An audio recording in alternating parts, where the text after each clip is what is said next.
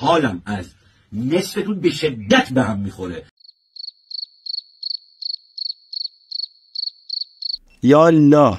آرمین مکس هستم. امروز با یه بز اومدم که یه مت بازی رو برده و دیگه بهش میگن بزمدسه. بدون معطلی لایک رو بزن تا بریم سراغ ویدیو. برو بریم. بزمدسه یا بزمک نام گروهی از خزندگان است که هیکل بسیار بزرگی دارند. جورایی احساس نمی‌کنید رفیق هستیم، برادر هستیم، دیگه میگویی ما رو؟ تاکنون نزدیک به 70 نوع گونه از این خزنده ها یافت شده است. از نام‌های دیگر این خزنده ها میتوان به بزدوش، بزغال مار نیز اشاره کرد. هر مارمولک بزرگی دیدید فقط یه بز بذارید اولش. برای مثال رفیق من محمده، بز محمد. این خزنده که ظاهری شبیه به مارمولک دارد از عده خزندگان نیز می باشد. این خزنده از گردنی دراز و دم و پاهای بزرگ و قدرتمند بهره‌مند است.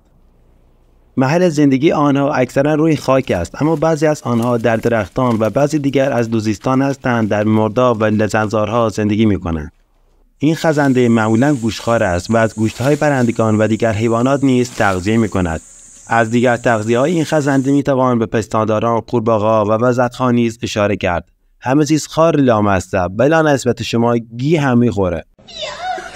این خزنده ها از تخم گذاران هستند. بر دفعه 10 تا 30 تخم بر جای می‌گذارند.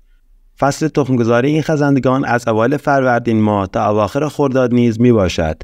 آنها ساله‌ای را حفر می‌کنند و تخم‌های خود را در زیر آنها پنهان می‌کنند. انواع بزمدسه: بزمدسه ماژلان، بزمدسه کوهی، بزمدسه بیابان، بزمدسه آبی است.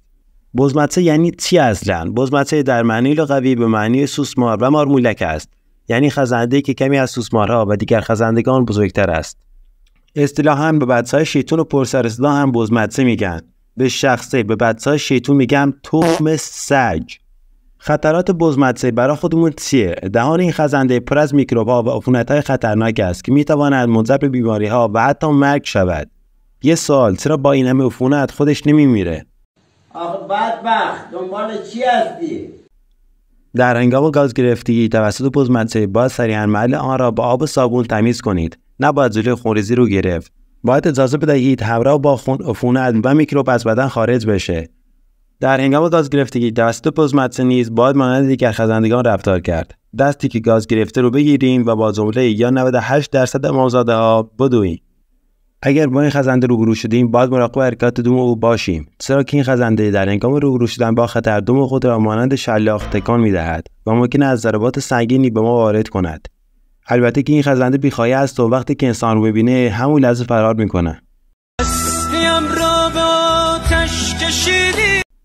صدای این خزنده بدقیافه چطوره؟ این خزنده به هنگام مواجهه با خطر و دشمن گلو خود را پر از باد می‌کند و صدای همانند قیص قیص تولید می‌کند. صدای بزمدسه همانند مار سوسمار میباشد، اما این خزنده به دلیل بلندی صدا بیشتر از آن به عنوان نوعی سلاح استفاده می‌کند. این خزنده اگر بزی را گاز بگیرد ممکن است آن را به هلاکت برساند. بزمک شیردان این بزها را می‌خورد. به همین دلیل به آن بزمک نیز گفته می‌شود.